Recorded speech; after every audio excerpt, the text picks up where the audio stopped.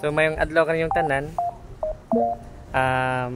Nata dire init kayong panahon ron. So ako ipakita ninyo kung ako ang giayong lifebuoy light. So unsa siya pagtaod ug asa siya. So let's go. Nata dire. So ako na siyang nabutangan mo ni siya tong atuang ayo.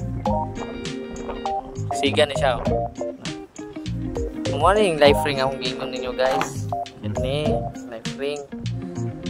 So ako na siyang butangan og PC. Kani gikan sa life ring 1 meter ug kani 30 meters. Iglabay aning life ring dito sa dagat diha. So natay rescue man overboard. So ang kani PC magpabili ni diri sa barko, ang kani life ring dito sa dagat.